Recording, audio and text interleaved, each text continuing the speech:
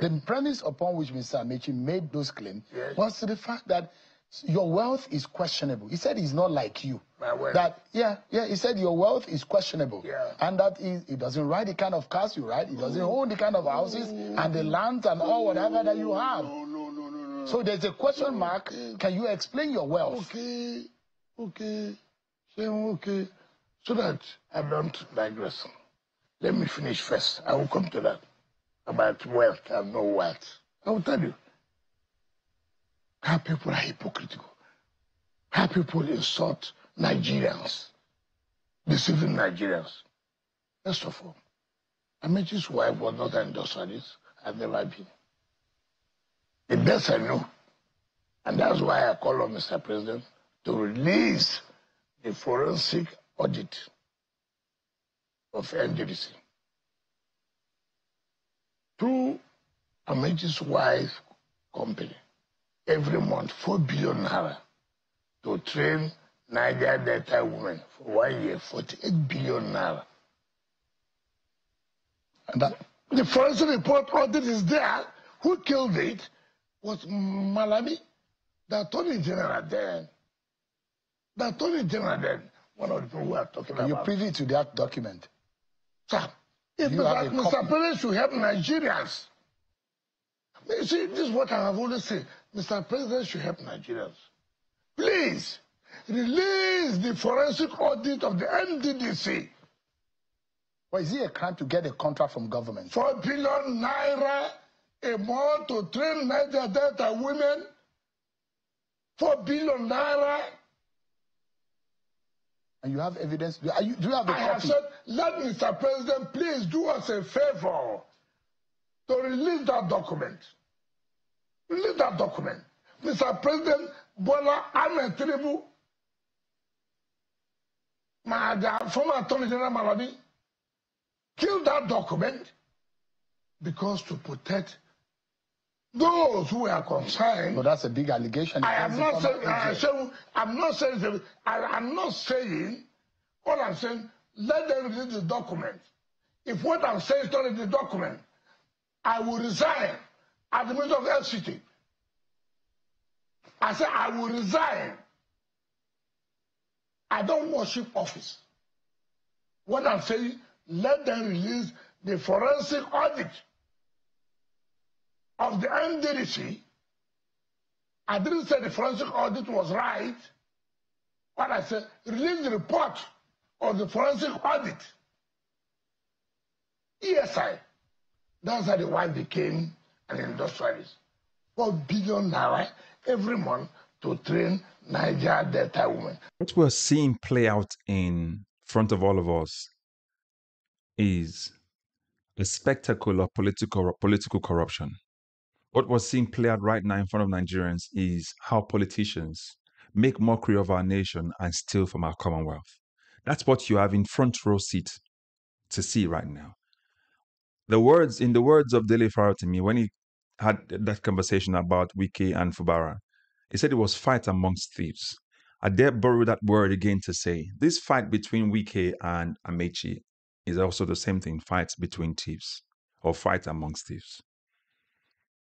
What we're witnessing is this bombshell revelation should not be something that shouldn't alarm every one of us, but we become so numb to it. We just shrug it up and say, what's the next one they've stolen as well again? If one politician's wife is given a contract, whether by the politician or the associate, to train Niger Delta women, 48 billion naira a year, 4 billion a month. Who are those women they're training? We need to see them. As a matter of fact, we need to see that forensic report. Whether or not you like Wike, as many Nigerians don't like him, but we need to see that forensic report. It needs to let us know. We need to see that forensic report. We need to see what they've done with that money. Who are the people they've trained? Listen, this is no different to the way Bola Tinubu gave the contract to the Lagos-Calabar Coastal Road, where they didn't go through proper process. It's no different from it.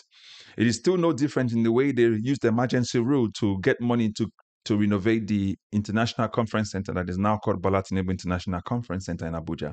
It's no different. This is something politicians do. It is no different to the way Wike came and told Nigerians that he bought nomination form for all the politicians. in Rivers State for the 2023 election, all of them, including Fubara, it's not different because they've not given account on how they got that money. And nobody has probed Wike till today to say, where did you get that money to buy nomination form? That thing came total to around 48 million just to buy a nomination form. That's in campaign nomination form. So you can wonder this corruption that is in full display before us. It's a spectacle what we're seeing. Let me give you a scenario about Wike, for example. Have you ever wondered, if you watch sci-fi movies, when you see those Americans create superhumans, and they keep creating those superhumans, maybe something like The Beekeeper sometimes, if you've ever seen that movie, and one of those superhumans sort of breaks out and becomes, or maybe there's a defect, and then it becomes not like the others and decides to fight the people that created it, or created him rather. This is exactly what we can typify Wike to be like. It's become a pain to the people who created him, everybody that contributed to his rise in politics, from Jonathan to his wife, to Audit and Amaechi, every single person that contributed to his rise in politics. He's fought all of them, and including PDP. He's actually helped now to bring down PDP. PDP is just on his last lap. So he's become destructive to the people that created him. And now we're seeing in full display this fight amongst thieves, in the words of Rotimi, how they're siphoning and stealing from our commonwealth. That 4 billion naira or 48 billion naira a year contract, or 4 billion naira a month, or 48 billion naira a year contract given to Amaechi's wife. Who gave him that? Who gave her that contract? And she's not alone in it. They're all doing it. If we go and check Wike's governorship period as well, you will see the people he gave contracts to. Recently, it was alleged that he gave his son a very massive plot of land for farming, awarded his own son.